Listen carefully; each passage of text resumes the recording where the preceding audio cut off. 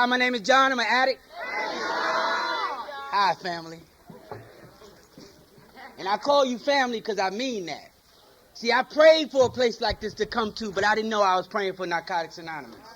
See, I wanted people, clean people in my life for a long time before I got into recovery, and I prayed for it, but I didn't know I was praying for y'all. And I know I've been blessed. Thank you, Dacna. Detroit is awesome. Yeah, we are.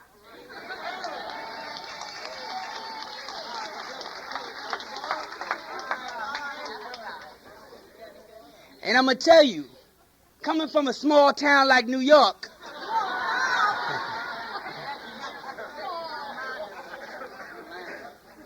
y'all know how to do it.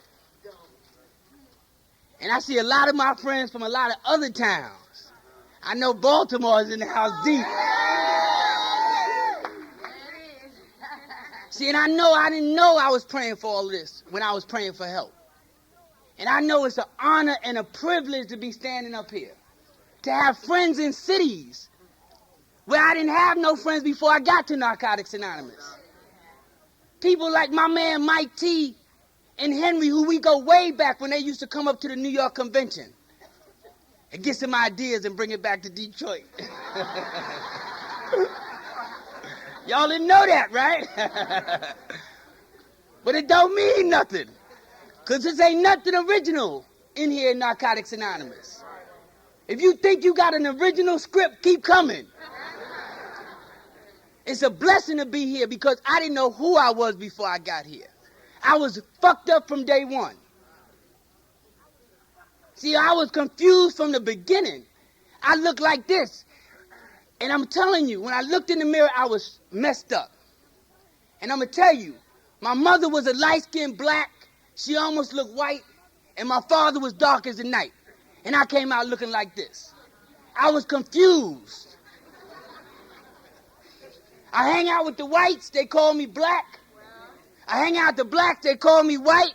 I hang out with the Puerto Ricans and the Latins, they speak Spanish to me, and I was all fucked up. See, I didn't know who I was. And this is, you identifying Tom? It's my man Tom from Cleveland. We like brothers. You know, and I'm going to tell you, see, I held on to feelings a long time before I got here, and this is the only place that I ever heard people share about feelings, deep feelings. Because I was messed up when people used to talk about the way I looked, my color. And even though I felt like I looked all right, people that looked different than me used to have a little prejudice. And I used to get all messed up.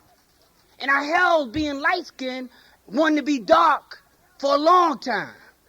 See, I wanted to be dark because I wanted to fit in with y'all that looked a little darker than me. And I didn't know I was dark on the inside anyway. But I suffered. And it was only till I walked in here and I realized people shared feelings about being light and wanting to be dark. About being dark and wanting to be light. About being heavy and wanting to be thin. And about being thin and wanting to gain a little weight. Feelings. Feelings. They talked about feelings when I came to Narcotics Anonymous. This is the first time I ever heard somebody share about that. And it helped me to stay here. It helped me to stay here because I was uncomfortable in my own skin for a long time. And I'm going to tell you, I was introduced to my first drug. And thank God for drugs. Because it put me here. And it introduced me to a person that I didn't know existed. Because I was scared of my own shadow. And when I was introduced to my first drug, a warm sensation came down over me. And I remember drinking this drug, and I had a feeling of everything's going to be all right. And that's how it went for me. Everything was all right. And it went from that first beer to wine, scotch, vodka, rum, gin, to smoking reefer, to sniffing dope, to skin popping, the mainline, and I met cocaine. I sniffed coke, I shot dope and coke together. I met methadone, I fell in love with that. I stayed on that for 10 years. I took all kind of pills. So when I came into Narcotics Anonymous, I found out my drug of choice was high, you know. I did everything I could to get high and stay high. I know y'all could identify what I'm talking about. How I was identifying. You know, and the bottom line is that thank God for a fellowship that's so deep with a first step like Narcotics Anonymous. Because I never used crack. It wasn't out when I came into recovery. But I would have been in here after 3 weeks too. Welcome. And I learned from people like Tony D in New York, who's the banquet speaker tomorrow night. And it was a pioneer, a big reason why I stayed around in Narcotics Anonymous. Because when I came around, there was only 5 meetings in New York. 5 meetings, there was no region. Today we have over 3,000. There's no excuse to miss a meeting. And that's just New York. Recovery's booming everywhere. But I'm going to tell you, when I came in, I forgot where I was at. So I'll start from the beginning. My name is John. No. You know how you get up here, it looks easy now, but it ain't easy. I ain't reading. This is the reading for the meeting. I ain't reading nothing. This ain't nothing script. I was at a convention in in a different city, not New Orleans, and they read the whole meeting from a piece of paper. And if that helped him, that's good. But I don't think it helped a lot of people. Because we deal with feelings. We want to hear feelings. My man David G tore me up today when he talked about feelings. Tyrone hit it to me when he talked about feelings. And feelings is what brought me here. And I'm going to tell you, after I picked up that, and I'm talking about the crack, that I never used it. And I hear people talk about they came in on crack and that they could pick up a drink. That if they picked up a drink, that would lead them back to their drug of choice, and they would die from their drug of choice. But see, our first step talks about that if you pick up a drink or any other drug, you might not ever get back to the drug you like to use. But you could die from that drink. That one is too many, thousand never enough. That we're powerless over our addiction. Deep first step. That it goes deeper than drugs. Goes real deep. Rhonda E. talks about it in New Orleans, now she in Baltimore. She said it's that first kiss. I could identify with that. It's that first bet. I could identify with that. It's that first orgasm. Second orgasm, third orgasm. I can't identify with a fourth orgasm. But I'm going to keep coming. Hey, anybody ever see Police Academy?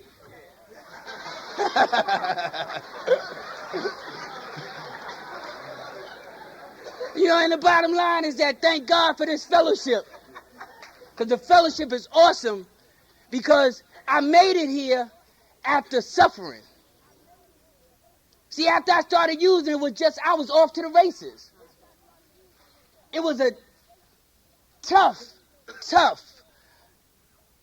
uphill battle that was always going downhill. And I was sliding all the way. And I was in full denial because I kept a job. I kept people around me that was doing worse than me. It was important.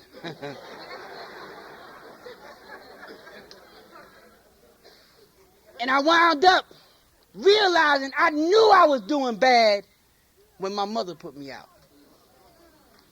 You know you're doing bad when your mother put you out.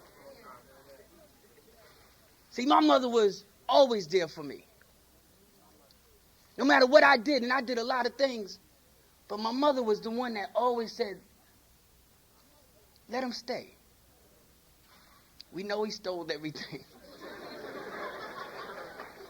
We don't need to watch no TV this week. We was on Thanksgiving and we had 1 spoon left. My father had it in his mouth, and when he took it out, it was all black on the back.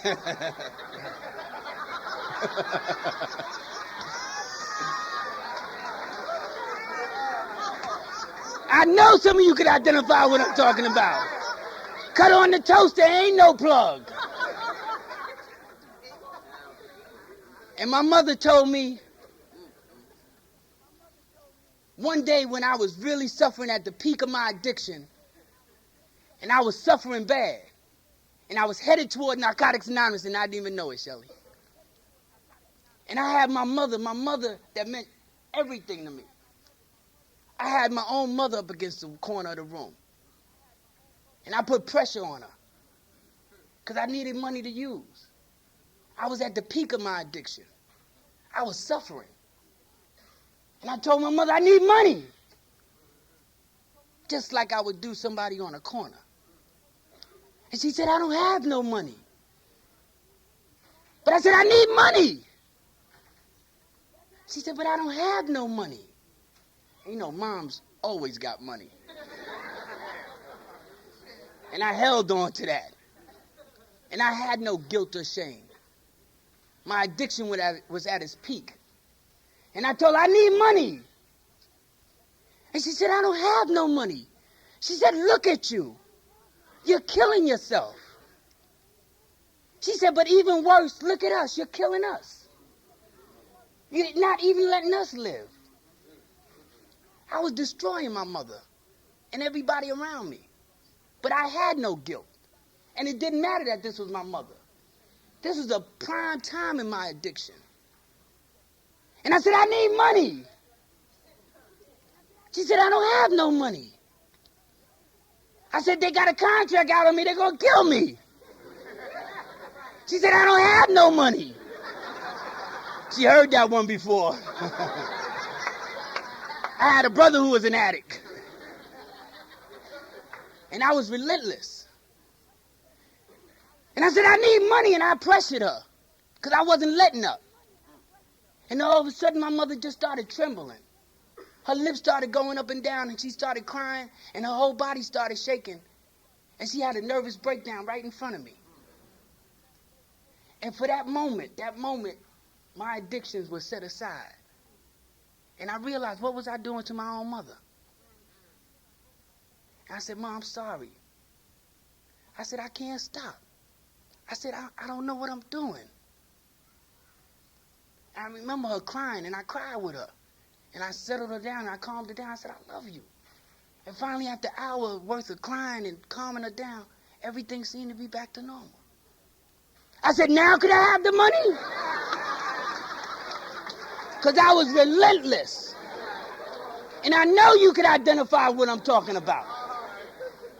It didn't matter that was my mother. And I was at the end of my addiction because my mother said, you got to go. And you know you're doing bad when your mother put you out. And I was released in my own custody with 2 black bags, Charlie C.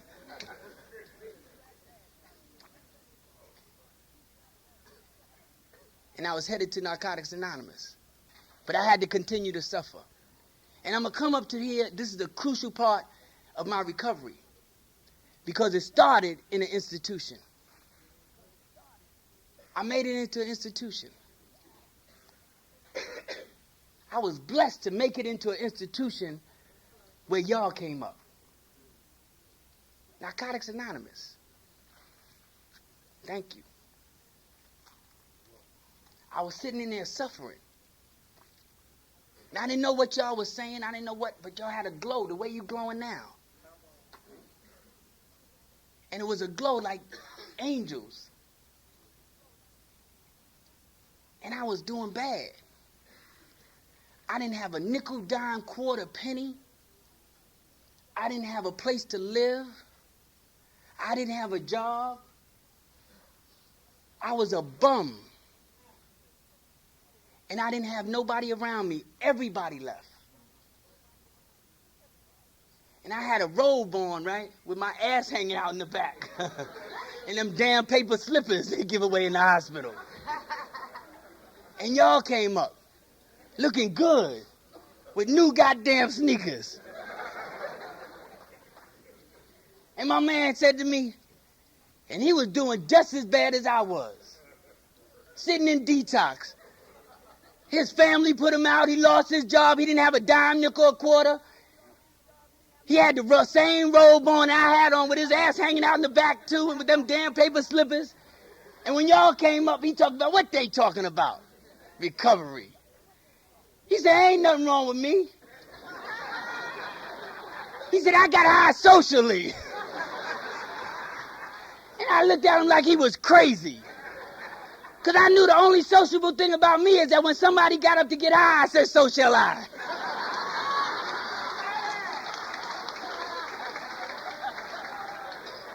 Because I used for the effect. See, I used so I could deal and be normal, whatever that was. I used so I could walk to the store. I used so I could play ball. I fought better, made love better, worked better, talked better. I did everything better when I was using. I was scared to be without drugs because I felt without drugs I was going to be a hole in the donut that I wouldn't have been able to deal. It was a problem for me. I ran into a woman one night. I was fired up. I got lucky. We went to bed. She woke up. She said, damn, what'd you have last night? And I ran out and got 20 more. But see, the problem was that every time I got lucky, I needed 20. Because I couldn't do it without using. And I know some of you could identify what I'm talking about. I was scared to stop because I thought without drugs I was going to be a hole in a donut. And for the first time, Narcotics Anonymous gave me hope. Y'all look good. And it was a woman that came up sparkling. Talking about she was on methadone for 13 years. And she was clean. And y'all know how you could feel the truth? I felt her. And she had this glow. And you know how we have that slogan, let us love you till you learn to love yourself? Well, she said, let us love you till you learn to love yourself. But I thought she said, let me love you till you learn to love yourself. I said, I'm going to that meeting. Tony D, I came out and chased her to a meeting. And I walked in the door, and I didn't see her. But I realized I wasn't chasing her. I was chasing the glow. Because the men had it as well as the women. That the place was booming with glow. That for the first time, when I didn't know who I was before I got here, I felt comfortable and welcome. That in Narcotics Anonymous, I found out who I am. You told me I was an addict, that one was too many, 1,000 never enough. You told me, welcome, get seated, get comfortable, stay here. Very simple things that it was hard for me to understand them. You say you don't have to do it all in one day. Sit back and relax.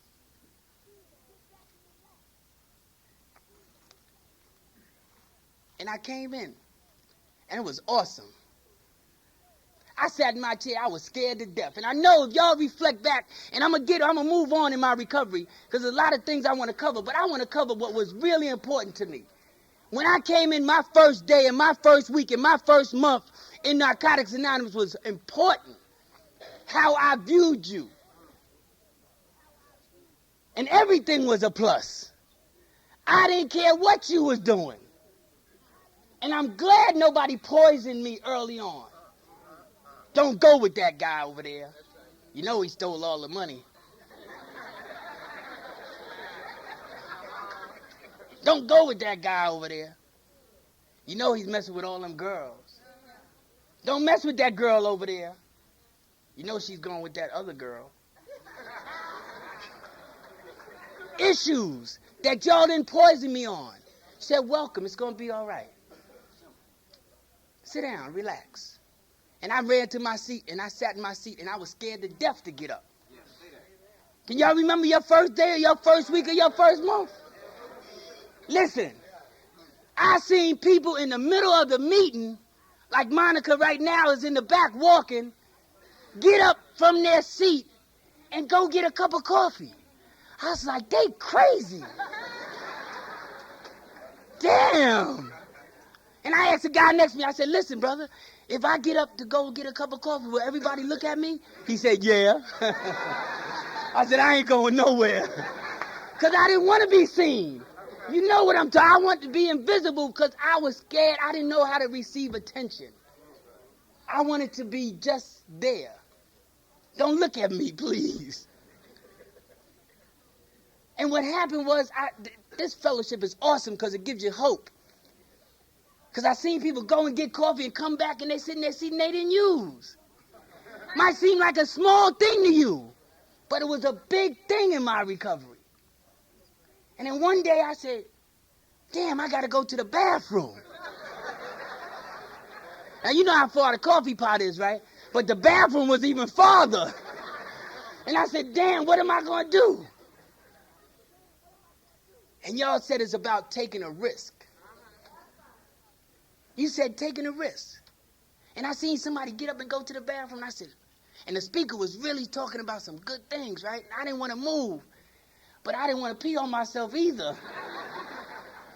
And I said, either I could stay here and get humiliated by peeing on myself or take a risk. And I got up. Might seem like a little thing to you, but it was a big thing in my recovery. I got up and went to the bathroom during the meeting. And I made it. I said, wow. I looked around, I seen all the toilets and everything. Then I started peeing, I was nervous, right? And I had an accident, right? I know some of you brothers can identify what I'm talking about. And I said, damn, now I'm going to get back to my seat. I was like, they didn't have one of them blowing machines, you know, they have in there sometimes. But I had to take another risk because I wasn't going out in the street to use. And I made it to my seat and y'all didn't even act like you seen anything. That was a major part in my recovery. A big risk. That if you're here and you're scared, it's going to be all right. It gets better. I was angry in early recovery. I didn't like to see it. I blew a lot of things out there. I spent a lot of money. I burned a lot of bridges, all my bridges. And when I was sitting in here and I see people up here looking good, I said, what the hell Joe talking about? What Hal talking about? Because I was angry at them.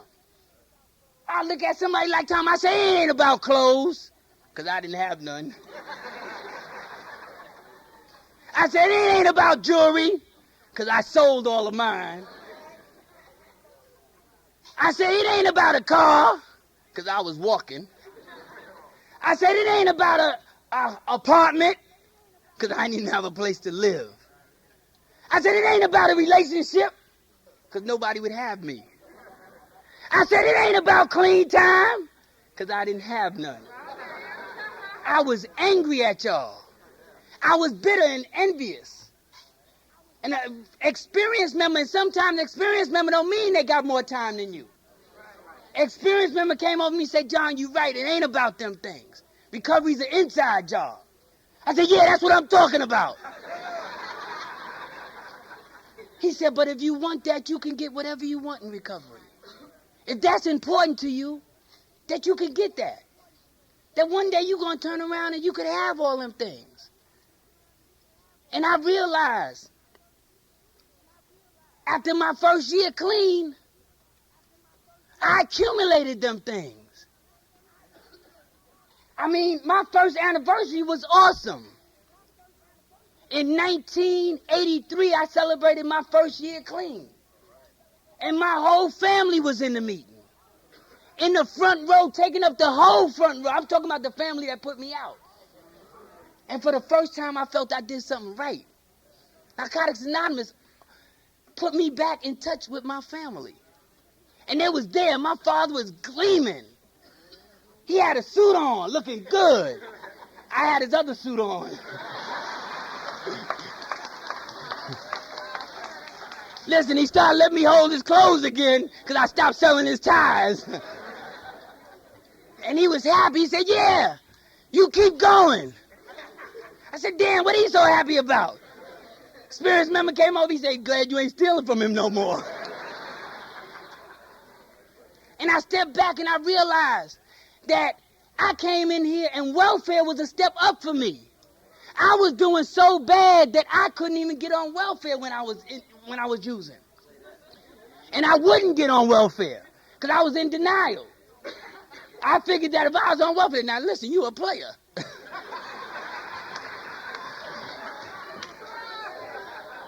What you doing on welfare? But I didn't realize that even though I wasn't on welfare, Hal, all my girlfriends was on welfare, so what difference did it make? But I came in here, and welfare was a step up for me. So I'm here to tell you, if you used it the wrong way when you was using, you could come into recovery and use what you got to do to stay clean. That it was a step up.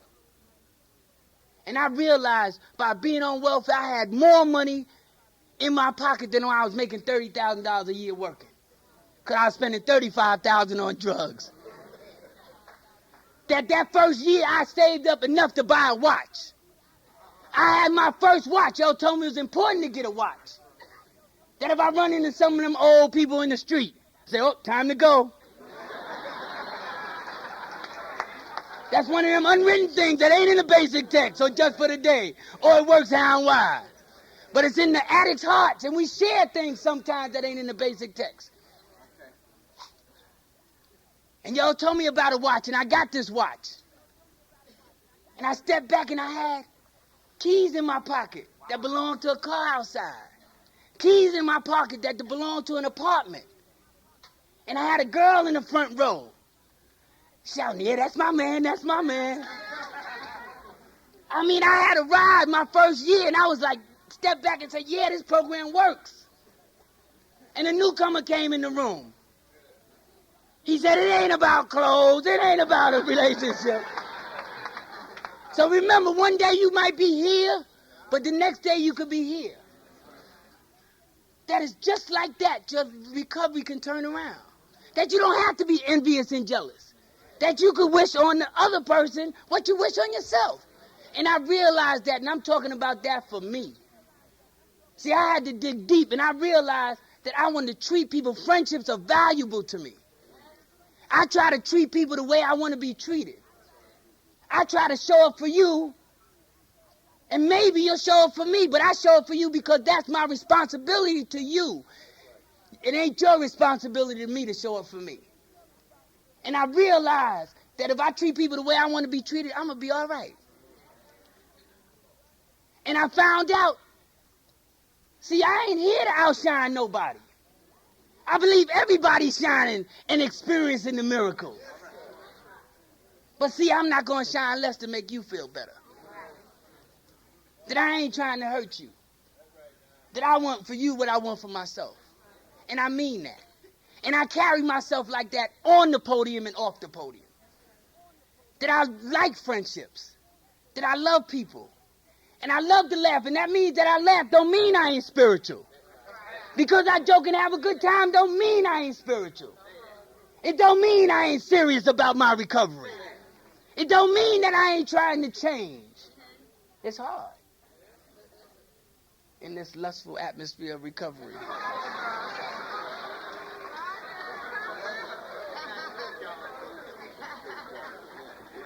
It ain't easy, right, Vaughn?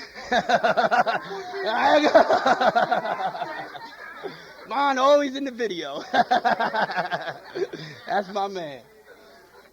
And the bottom line is that I realized that I had a lot of work to do. That y'all introduced me to me. And I like the person you molded here.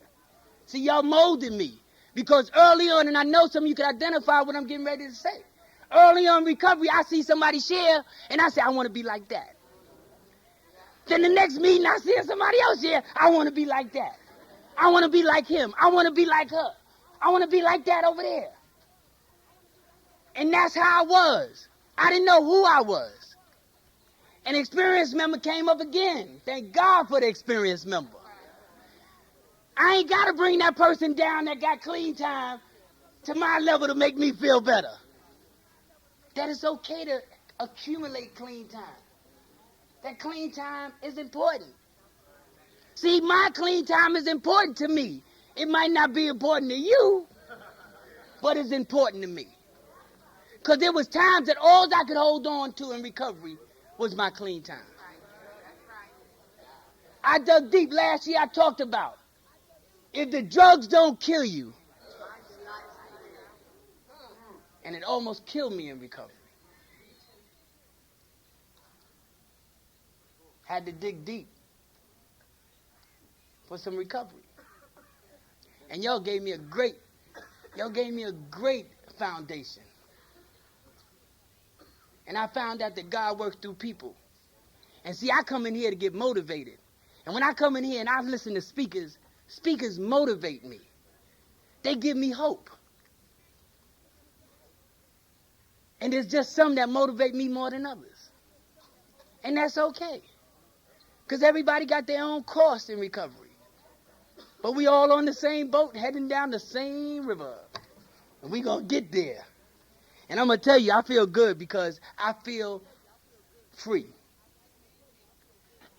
See, I remember how it was for me and how I experienced recovery in New York for my first. And I know I'm jumping around, but I'm going to tell you, I was deeply involved in service in New York. And I loved it. And thank God to Tony D. I mentioned his name 3 times today. That's the last time for you, buddy. I don't want to kill you. But he was really responsible for a big part of the fellowship. That we salute the person with experience. That we salute you for keeping the doors open. We salute you that passed, like Tyrone shared, that died clean. We salute you for speaking all over the country, Shelley. We thank you for carrying a message from one town to the next, Hal. Narcotics Anonymous is awesome and it saved my life because after 8 years clean, I wanted to kill myself. I had to dig deep. I could come in the room and they said, oh, there go John K. If it wasn't for him, Narcotics Anonymous wouldn't have been started.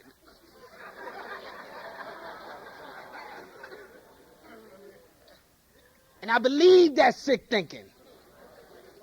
And when I got home out of the mirror,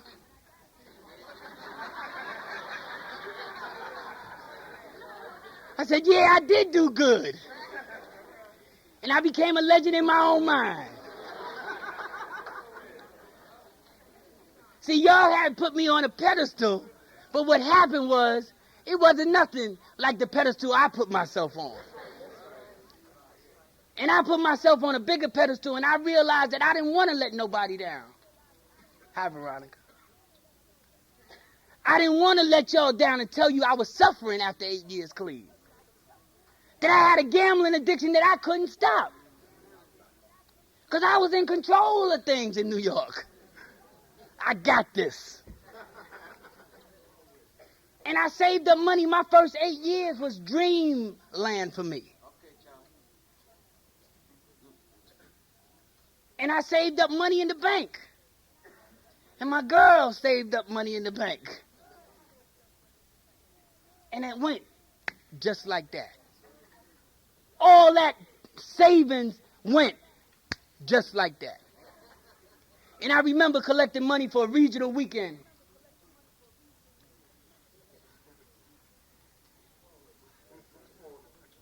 And I took that money home and threw it in my drawer to go into the bank. And I remember when I was down in Atlantic City in New Jersey, when I lost that last dollar that I had that money in the drawer. And I was a person that said I never wanted to burn any bridges in Narcotics Anonymous. That this fellowship saved my life. That y'all were very valuable and precious to me. That was important that I hold this fellowship sacred, as Vern from Cleveland would say. And I thought about that money, and I jumped in my car, and I jumped on the turnpike, and I went to that drawer and grabbed a handful of money, and went back down to the turnpike and lost it, just like that. And I was shameful, and I was hurt. And I was digging for help. And I didn't know what to do. And I remember 8 years clean, there was a guy in New York named Stan P. Had 8 years clean, helped everybody in the fellowship through steps and traditions. Was a power. But 8 years clean, he suffered so much, he shot his girl in the face and put the gun in his mouth and blew his brains out with 8 years clean. And because he did that, I lived. Because I wanted to do that. But I realized that might hurt. Don't like no pain either. But I thought what I could do. And what I did was, I thought I had more money that I had access to. And I said, I'm usually at my best when my back is up against the wall. And I talked myself into going down the turnpike and getting some more money. The last access I had. And went down to the turnpike and I said, I know when my back is up against the wall, I'm at my best, that I ain't gonna blow this. And I lost it just like that. And I suffered. And I was really ashamed. And I didn't know what to do. And thank God for God. Because God helped me when I couldn't help myself through y'all. And I'm going to share with you, and I don't want to get deep down into the story because it's a long story. And I remember sharing it. And I came back, and I wanted to die, and I was crying, and the girl that I was in a relationship for 7 years that had some recovery and some substance with her told me, you don't have to die. She said, you don't have to kill yourself, John. She said, you did a lot of good things in Narcotics Anonymous. This is a first mistake for you. That you could go back to them and tell them what you did. I said, huh? She said, they'll forgive you. I said, huh? And she said, it's going to be all right. And she brought some friends of mine over to the house. And they brought their basic text. And they prayed over me with their basic text. They said, John, it's going to be all right. And at this time, it wasn't easy to be my friend because the word got out. See, it's easy to be somebody's friend when they're the great speaker, when they're the great chairperson of a convention, when they're the great sponsor, when they're the great friend, when they own restaurants and all this, but be in the midst of a controversy and see where your friendships lie.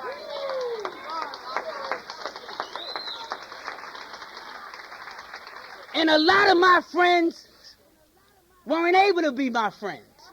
They stepped back. But I had some friends that stepped up. And they said, John, it's going to be all right. Thank y'all.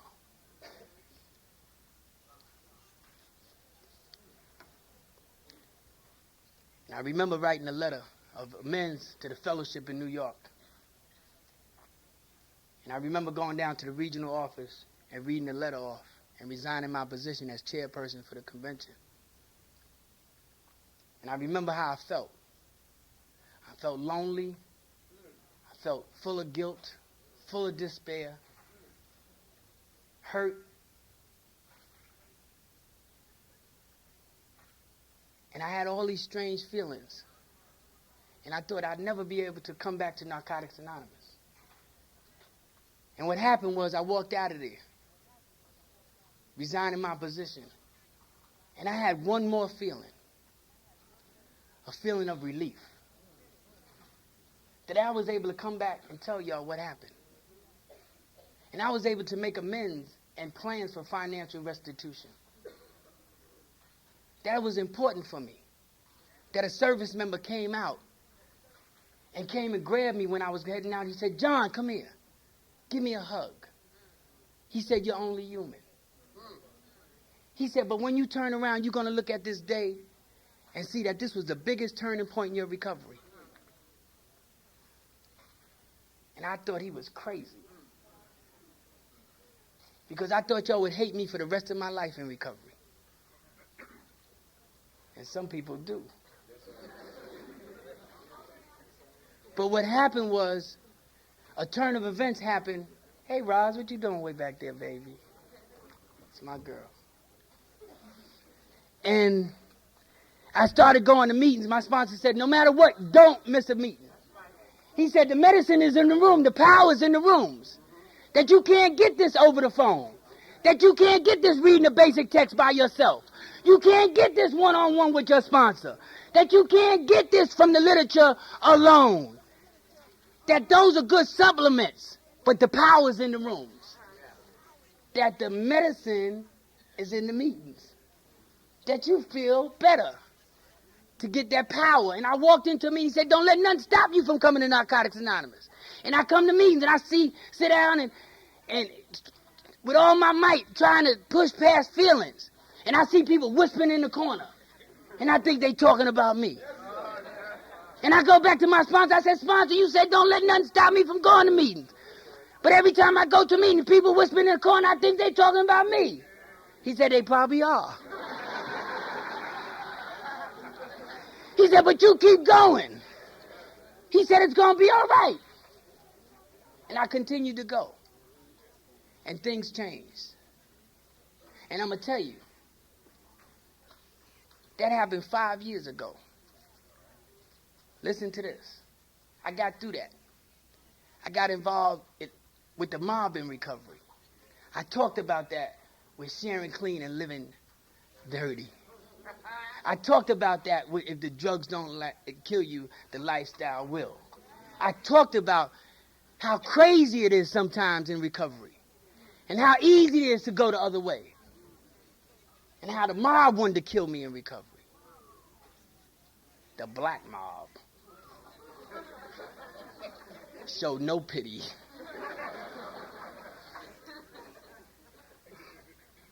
And I quickly surrendered. And I got on course. And I'm going to tell you, I share that to say that it was important for me to make financial restitutions with this fellowship. It was important to make physical financial restitution. See, because when I did that, I felt better. And y'all felt better. That was important for me. See, I wanted to be able to walk through that door to hold my head up high. To not have to duck and dodge because I made a mistake in recovery. That I can make a mistake and make financial restitutions. That I got a letter back from the greater New York region in New York that said John Key paid his debt back to Narcotics Anonymous. And I share that often because they dogged me for a long time. They shared it at every regional meeting, area service meeting, every group anniversary, every support group meeting, anytime they got a chance. But when I got the results and I paid them back and made restitution and amends, I didn't hear it shared. And that's all right. See, I realized some people will never understand. And I love you anyway. Because I found out the only way to do well is to treat you with kindness and keep doing better.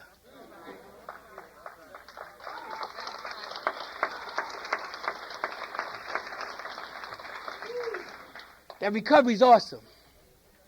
That you can make mistakes in here and still go on. That was the biggest turning point in my life. And y'all love me more. And Narcotics Anonymous just impresses me. I'm totally impressed. And what impresses me is that y'all gave me my life back. And see, I ain't living like that today. I ain't gambled in over 3.5 years. I'm talking about I didn't play no lotto ticket, no races, no cards, whist. For no money. No Atlantic City. They called me back to go there to speak at the opening meeting. I had 2.5 years without placing any kind of bet. And they called me and said, John, come and open up our convention. And I opened it up with 2.5 years clean from gambling. And I left there that weekend with 2.5 years and 3 days clean from gambling. And I share that to say that might not be an issue for you, and that's okay. And you might not be there, and that's okay. Then I ain't trying to step on your toes. Because I know this works for hope. I ain't trying to put a knife in your stomach to make you feel guilty. Because I know it's hard in here. It ain't easy because I got issues in this lustful atmosphere of recovery. See, it just ain't normal when you go around hugging people all day long. When I go to work, I don't hug my boss. And sometimes you forget it's from one genuine addict to another. And sometimes you want it to be something else. Or I want it to be something else. It told me to keep the blame and the focus on me. And I'm standing here to share that with you. That recovery has changed my life. And I'm heading in the right direction. And people like that's not even here at this meet have motivated me to do well. Try to want to do a little bit better. People take me aside and say, John, it's going to be all right. You ain't got to keep running around here all night long. Vern took me to the side and said, where you going now? I said, I don't know. And it's a beautiful convention. It's a beautiful city in Detroit. And it was always an issue for me with lust. Because I didn't know how to handle situations. I had to dig deep in here. Because there were some issues that happened to me early in recovery. Well, I turned over one night and my brother was in my sister's bed. And I didn't know how to tell my mother. Did I experience that? And it came out in my fourth step. How I held on to my sister and it destroyed her life. She went to a mental institution because of that. And I didn't know how to go to my mother and tell her what was going on. And I hated my brother for that. And he always never knew why we wasn't close. And I don't share it with my family to break them up. It's done. But I went to my sister and I was able to tell her, I'm sorry for what you had to go through. And she said, I love you. She said, keep doing what you're doing. She said, you're a changed person. And I felt bad for her, that she had to go through them nights. And I brought them sick issues with me in recovery. And I meet somebody and I was in love with infatuation. I was in love in romance. And I remember early on, somebody asked me to read How It Works. I said, oh, she likes me. I know some of you could identify what I'm talking about.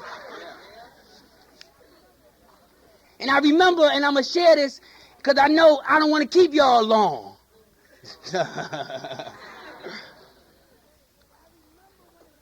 I remember when it was, what happened when I met this girl in my dreams. I remember how sick I got. How when I seen her, she was like an angel floating in the room. Just got off an airplane, working for an airline in a stewardess uniform, coming to a meeting. I said, damn, she's an addict? Shot dope in the neck. I couldn't believe it. Damn, y'all look good.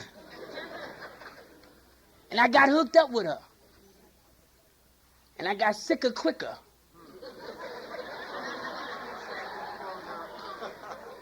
Because my fear was that I had low self-esteem that didn't even rise up until I got involved with another human being. That everything came out. That I didn't trust her because somebody here was going to beat my time and take my girl away from me.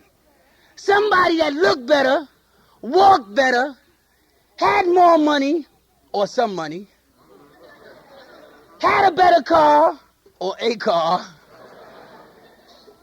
had a better job, or a job, was going to come by and take my girl away from me. That somebody was going to beat my time. And I was scared. Fear. And my my sponsor said, John, there's always going to be somebody to beat your time. He said, but when you get better with you, it's going to be all right. That you're going to get better. He said, but it starts working on you. I said, yeah, but for now, she got to sit with me in the meeting. And I said, sit right here, don't go nowhere. I said, if you want something, I'll get up and get it for you. She said, go get me a cup of coffee. I said, okay. Because I was scared if she walked to the coffee pot, somebody's going to slip her their number. I was in fear. A crazy way to have to live in recovery. And I know some of you can identify with what I'm talking about. But y'all gave me hope that it's going to get better. But when? I said, you stay here. I said, matter of fact, I don't even want you. I wrote a list about who she could hug. I was scared. So what you doing hugging that guy for 2 seconds? Then it got so bad, I said, listen, I want you going to just the women's meetings. Then I went to a women's group anniversary one time, and I seen some of them women, I said, no.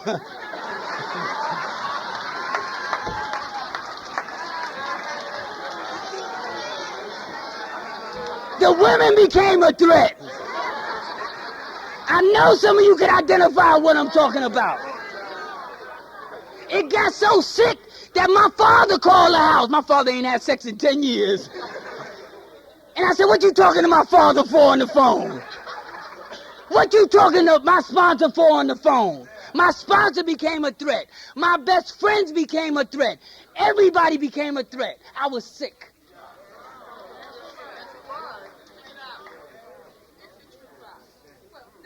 And all I could do was hang out and try to get some relief. And relief came a few times. But while I was doing my thing, I wanted her to stay faithful to me. And one day something happened to me. You know, I read a piece of paper. She had gone to California. And while she was gone, I found this piece of paper. Well, actually, it was more like a book. A journal. And it was underneath the bed in a locked box.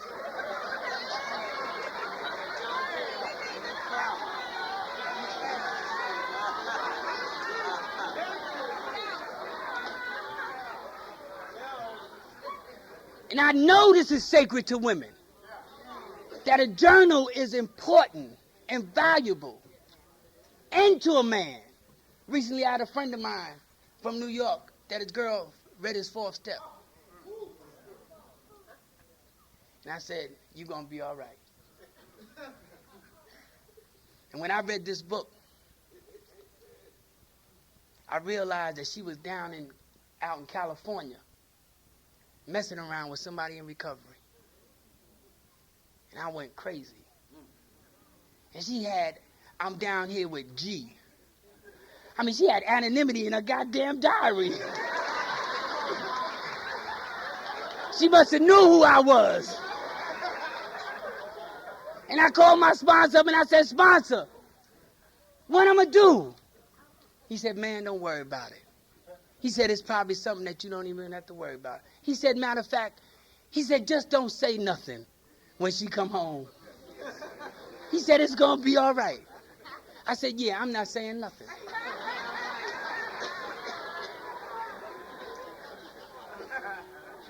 And I meant it, Hal. And the keys came into the door. And what the fuck you doing in California? I went crazy. I couldn't hold it. I know some of you can identify what I'm talking. I tried. Left to my own devices, I am nothing. With y'all, I'm powerful. But I didn't have y'all with me that day. And I went crazy and I said, listen, what you doing in California? How dare you be in California? She said, how dare you read my diary? I said, what? She said, get out my house. I said, what? I ain't what?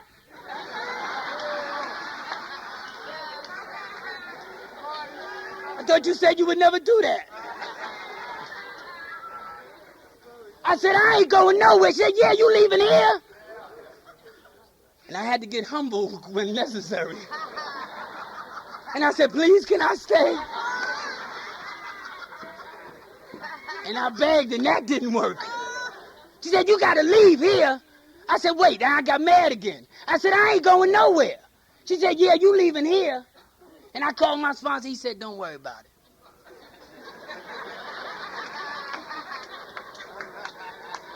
I started looking for another sponsor.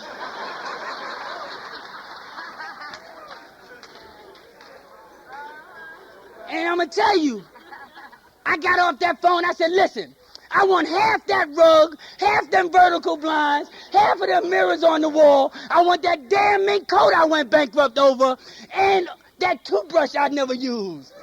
Because I was vicious and I wanted everything back. And she said, you ain't getting nothing. I said, yeah, I'm getting that. I called my sponsor. He said, let her have it. And I really started looking for another sponsor. And I got off the phone. I said, listen, you can take all of that stuff because I'm living spiritual today.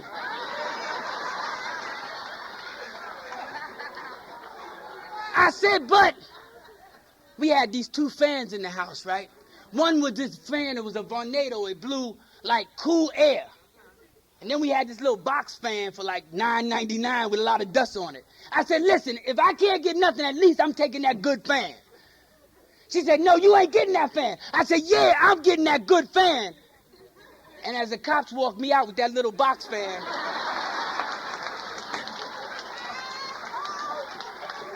see, I realized what it means to pray for people you have resentments with. Because I had to pray for her. I had to pray for her. I see her meetings and I said, I wish a truck rolled down her aisle. Or after the meeting, she leaves the meeting, a building fall on her head. I said, God, please kill her, kill her, kill her. Let her lose her job. I want her to be doing bad in recovery. I was nothing but negativity around me, dealing with that issue. And they told me, experienced member. Thank God for the experienced member. Told me, John, nothing good gonna happen to you with all that negative stuff around you. You got a cloud of negativity. And she said, pray for her. I said, what? Pray for her. And I prayed for her. And I seen her in a meeting one day, and I waved at her. And she waved back. And I wished her well. And I wished her love. After a year and a half, I was able to get past that. See, because I thought I would die without her. I was scared that if I see her in a meeting with somebody else, it would kill me. Suppose she walked in a meeting with Vaughn.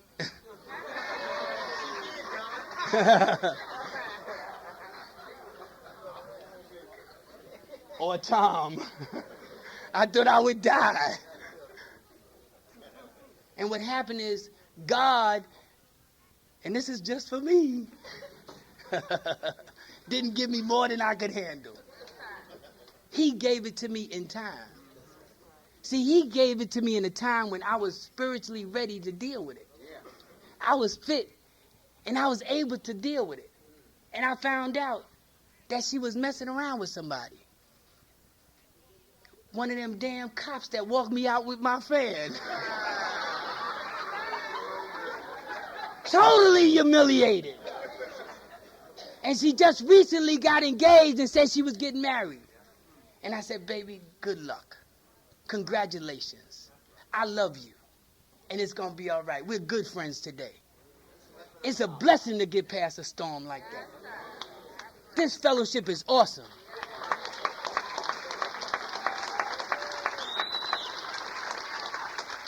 I come from a town in New York where recovery is everything.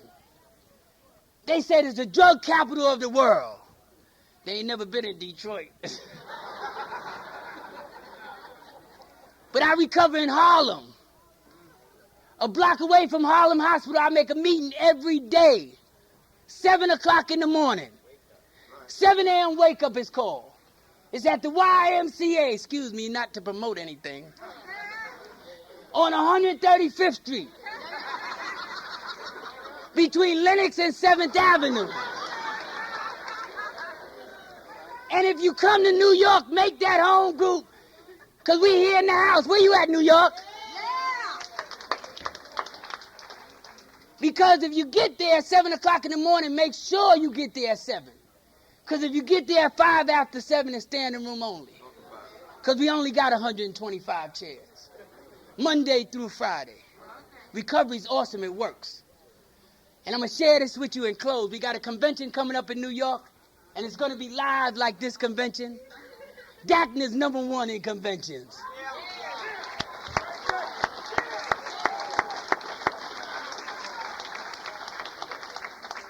But last year, we had a convention 2 years ago, though. We had a convention in New York. And last year. Partying up a storm. We like to party, too, y'all. New York is a party in town now. And it don't mean we think we better than anybody else. We just wear our recovery well. Just like you do here and from Baltimore and Philly. But I'm going to share this with you. We had a party going on. The music was blasting. All of a sudden, they decided to cut the music off. And everybody was pissed. They said, why you cut the music off? They said, we're going to have a poem contest. They said, a poem contest? Who the fuck want to be in a poem contest? Ain't nobody want to be in no damn poem contest. But 2 guys wanted to do it, right? One guy, very smart, good with the words, just graduated from Harvard, shirt and tie, man. He said, I'll do it. And not too long after that, the dumb guy comes on. He said, I'll do it. They said, okay, you got 5 minutes to go into the back room to make up your favorite poem. They said, okay. And they get ready to go in the back room, and they said, wait, the judge says, wait, there's one stipulation. The last word has to end in Timbuktu. They said, oh, okay. And they go in the back room, and a minute later, the guy from Harvard comes out ready with his poem. And not too long after that, the dumb guy comes out. But the Harvard guy gives up his poem first. And he says, across the burning desert sands rode an Arab caravan. As they traveled 2 by 2, their destination Timbuktu. Everybody went crazy. They said, oh, you definitely got first prize, no doubt about it, right? So they asked the dumb guy, they said, well, what is your poem? He said, on a camera trip, Tim and I went. We met 3 hookers in a tent. As they were 3 and we were 2, I buck 1 and Tim buck 2.